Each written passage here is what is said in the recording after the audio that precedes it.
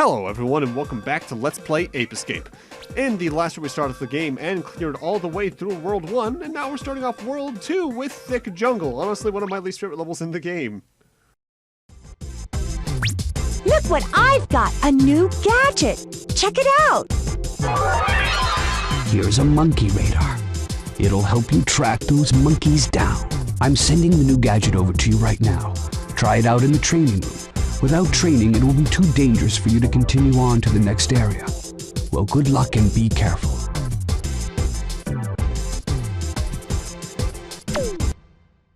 Now, the monkey radar is a tool that is honestly more useful in either larger levels or on a first playthrough, because the way this works is that whenever you tilt the right analog stick in a direction, it'll rotate the radar in that direction. If it makes a sound, it's directed pointedly at a monkey. You can even also press, I believe it's the L2 button, to get what a point of view of what the monkey's environment is. Also a brief look at, like, say this is going to be a monkey that's very paranoid, it might be very fast. The louder it gets, the closer you are to it. Ultimately, it's a good tool for a first playthrough, but if you are familiar with the game like I am, it just doesn't get used much at all, honestly. Spike, you're now on your way to the mysterious time of the jungle ruins. You must navigate through thick jungles filled with beasts never seen before. Go on to explore the temple ruins, but be very careful. The temple is laden with treacherous pathways and dark dungeons. Oh yes, and you may have already noticed one thing. The apes have varying fields of vision, so in most cases you can sneak up on them by crawling around rather than running after them. You won't be noticed as quickly if you remain low to the ground. You'll discover many great things on your journey, but try to stay focused. You must locate all of the apes.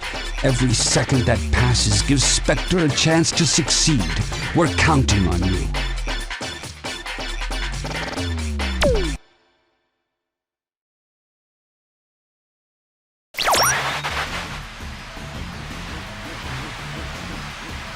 Hello, Professor. Remember me? It's me, Spectre, the future leader of the new age. That's right. Apes will soon rule the world, just as it should have been from the beginning. Spectre, what's going on here? What are you planning to do? Spectre, oh yes. You're the monkey that performs at the amusement park. What? He's that cute little monkey that everyone loves to come and see? But how? Yes, that's right. I stumbled onto this incredible invention of yours, this peak point helmet, and it's given me remarkable knowledge and great powers. And now, I plan to rule the world, and I owe it to you, Professor. Spectre, you must listen to me carefully. It's true that the peak point helmet will augment your intelligence to heightened levels when it's worn. However, it is still incomplete. It's never been tested and may be very dangerous to use. I insist that you bring the peak point helmet back to me immediately. Bring it back? Are you kidding? I'm sorry, Professor, but it's too late. I've already made duplicate helmets for my new army of apes. There's no stopping us now. The future is mine! Don't try and trick me into giving this helmet back, Professor. I'm smarter than you. I even figured out how to use the time station. I've already sent my armies back in time to rewrite history. No longer will humans be the dominant species. I will rule this world. Don't bother trying to stop me. Huh. Spike will find you. Just wait, you'll see. We're not gonna stand around and let you take over. Spike? That little runt? He doesn't scare me. I've got a surprise for him. Jake! I've always wanted to go up against you. Now here's my chance. I'm gonna have a great time destroying you and showing you who's the real hero. What's happening? What's wrong with you? Do you realize what you're saying? Do you know who you're talking to? Snap out of it. Pull yourself together. Can you hear me? It's no use. Somehow he's been brainwashed and he's being controlled by Spectre. That's right, Professor. You're very perceptive. The boy you see here isn't the same anymore. He works for me now. I'm in control, and no one can stop me, especially not you. Well, I've got to go now, but I'm sure we'll be talking again soon.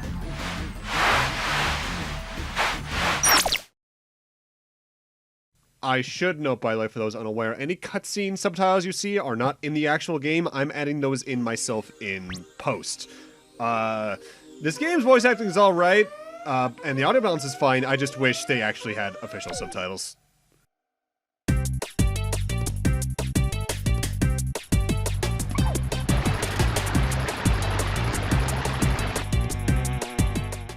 So to start off, I figured I might as well go over my history with Ape Escape, because I actually have I've been playing these games for a while, but I don't honestly own Ape Escape 1 or 2, but I have played through them both several times. Ape Escape 1 is a game that actually shares a very similar origin story for me to Spider-Man 1 on the PlayStation. I had this friend who lived down the street from me named Paul growing up. He was a few years younger than me. I think if he wasn't 2 years younger, he was just over a year younger than me and the rest of the kids in the block. And he was the only one that played video games as actively as I did. He and I would occasionally just trade off games from each other and let ourselves play each other's games. And he owned Ape Escape, and we played this a lot together. We'd like trade off every death, every other monkey, even after every level, every here and there. Compared to our time playing Ape Escape, we were collectively able to get a lot further in this. But at the same time, Ape Escape is definitely more aimed at the age group that we were at the time. Because that would have been elementary school. So that would have been 2003 or 4. So we would have been like 7. So this is definitely more aimed at us than the Spider-Man game on PlayStation was, especially in terms of difficulty curve, because that game, I love Spider-Man PS1, but that game's difficulty curve is off sometimes. So whenever I think of this game, I just think of Paul, and I hope you're doing well out there in case you somehow are listening to this, man. It's been a while. Ape Escape 2, though, I'll repeat this when I eventually get to Ape Escape 2. That was a game that neither of us owned. We both rented the same copy back and forth from a nearby Blockbuster, which is now, I believe, one of those quick medical care centers, if memory serves right. The bank is still a bank next to it. But we do have a new mechanic here. This is a rowboat. You rotate the analog sticks to move forward. But you do need to keep in mind how turning would work in a case like this. In the case you want to turn left or right, you need to turn the opposite analog stick in the correct direction just to do that. If you've ever played Silent Hill 2, it's a lot like the boat section in that. Whenever the game does little cute mechanics with vehicles like this, which it only does a couple times throughout, I feel they're probably the worst control the game has, if only because the PS1's analog sticks were a little bit limiting at times. Like, very few analog games on the PlayStation 1, I feel, have fully realized analog. Usually it's either reading it as a 8-directional D-pad that's just smoother, or something about the way they make the game work control-wise otherwise just doesn't quite feel right. Admittedly, in general, whenever I'm especially playing a PlayStation 1 game, I'll gravitate towards the D-pad no matter what. And that's partially just because of when I grew up. We didn't have DualShocks until the PS2. By and large, we only had the older PlayStation 1 controllers that just had the D-pad, and because that's a lot more comfortable to me. Now, whenever you see a wheel like that we just took care of, what you have to do is just activate an attack. I haven't talked about the stun club yet. The spin attack. You just rotate the analog stick until Spike just starts spinning in a circle properly. It's really good for coverage, but it doesn't do any extra damage by and large. Every whack with a stun club only does that one hit of damage. There's only, I think, only one attack in the game that does more than one damage either to you or to enemies, and that's an ability we get later on. Technically, fall damage is a thing in this game, and that can outright kill you if you fall from high enough. But due to the double jump, I feel it's usually easy to avoid that because I think the double jump works a bit like the ground pound from Mario 64 from memory, in that you can just double jump at the last second to help not die, or use a later tool that we haven't quite gotten yet. Admittedly, though, the double jump in this game is not very good for gaining extra height. It'll help you a little bit with that, yeah, but it's more so, I feel, useful for distance. It's one of those types of double jumps, because that is sort of a trade-off I tend to notice. Some double jumps are better for height, others are more meant to help you gain distance. Good examples of these are, like, say, the Sonic Colors one's better for distance than height. Whereas, even though it's a terrible double jump, the one that Amy has in Sonic 06 is better for height than distance. That was Thick Jungle. I didn't really talk much about the level. But the main reason I don't like it is actually more so due to some of the side areas we didn't explore. The main parts we saw here are pretty straightforward. I also don't like the weird little... I forget the name of those types of plants, but the urn plants that are similar to Venus flytraps and that are carnivorous that contain some monkeys. Mostly just because the monkeys are very wont to jump into those at the very last second before you swipe them in, it feels like. The monkey AI in this game isn't exactly great, but it can get annoying enough if they have the right room in their favor. With that, now we're moving on to a level that stuck with me for years for one particular reason. We're heading on over to the Dark Ruins. By and large, there's a couple levels in this game that have stuck with me for either walling me when I was a kid playing this game with Paul, or because there's just sections of it that I hated as a kid. By and large, this game's difficulty curve is pretty chill. There's nothing that should really give a lot of trouble.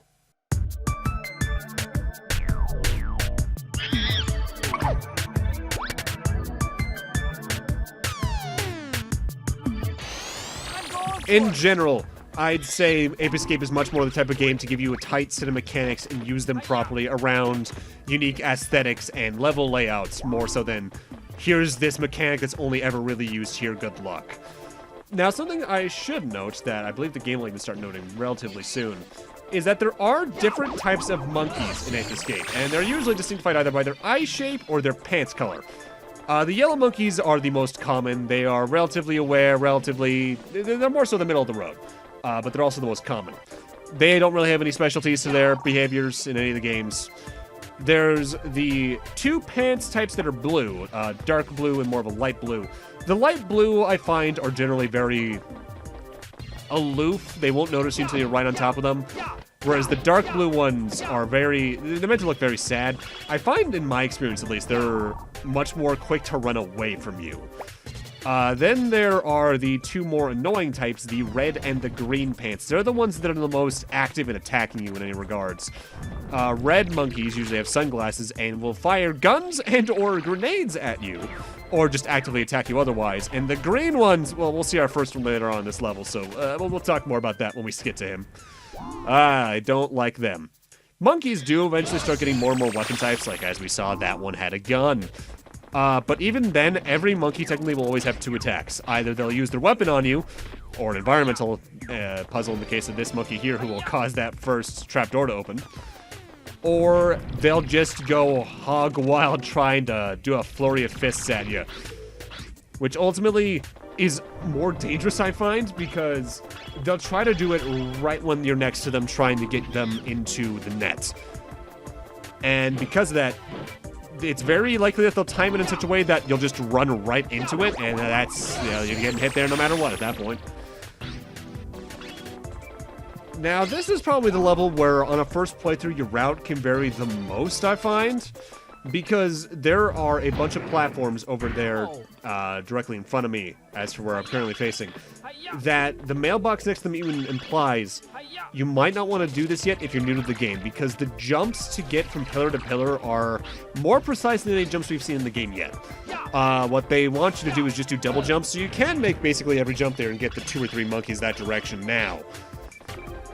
But they really want you to come down here and take care of the monkeys in this general direction.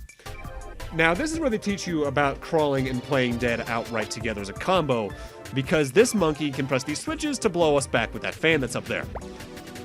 With that said, this is easily the worst type of monkey in the game. These are the green monkeys. These types tend to do one of two things. Either they'll hop in a vehicle we haven't seen yet, or they'll just fire missiles out of their backpack which will track onto you. That doesn't sound too annoying, but their tracking is surprisingly useful, and because of the running speed of both Spike, them, and the missile speed, it's very easy to get hit by them, I find. especially in a case like this where you need to try and sneak up on them when the crawling speed is just slow enough to be annoying. The game is pretty nice, though, in one regard. Checkpoints are pretty forgiving. It's usually just the last load, quote-unquote load screen you encounter, the last area transition. But also, enemies will generally only drop what you need. For instance, if you just take out a normal enemy that's not a monkey, they'll usually drop these chips that help you get extra lives. But if you've been hit, they're much more likely to drop cookies to help you regain your health. Occasionally, I believe they can drop 1-ups, because I think 1-ups are either the rarest drop or only in certain instances. By and large, though, you get enough lives in this game just by collecting the coins of such that it doesn't get annoying. And even then, if you save regularly enough, it's not a worry anyway. Game overs aren't too punishing in this. I think you just go back to the title screen, or you just have to reload your save, or something like that. I haven't gotten one in years at this point. Now, something that is a little bit limiting in Ape Escape 1 in particular is the net. Because whenever you use the net, you just swing the net down in the direction that you're pushing the stick in, more or less. And it's directly swinging the net down. Ape Escape 2, and especially Ape Escape 3, added a few more animations that helped make catching monkeys a little bit smoother. Like, say, you'd swing it from left to right, depending on the direction the monkey is compared to you. And because the Ape Escape 1 can be a little clunky to return to, it still controls very smoothly, but I wouldn't say it's like butter smooth. It's more like, kind of like a peanut butter kind of smooth, where there's no real crunch to it, but there's a little bit of sluggishness to it that you can feel, especially as you get more used to smoother things, so to speak, if that's a good analogy in any regard. Though I should also note, depending on where you're from, this game probably doesn't sound exactly like the way I'm playing it here. Ape Escape is notable in that it has a completely different dub in all 3 games, depending on the region you're playing it in. And not in a way like a lot of modern games are, where it's like, all right, here's the French language, here's the Spanish language, where they get really accessible with all that. I mean specifically, there's the Japanese dub, where characters have all different names. There's the American version, but then the UK in particular got a UK English dub with completely different voice actors that also changes some names around. For instance, Spike is still Spike, and I think Natalie's still Natalie. But say, Jake is instead named Buzz. I think his name in Japan is Hiroki. By and large, the name changes don't really mean anything, and I'm just going to be calling characters whatever they're called in the particular game I'm playing.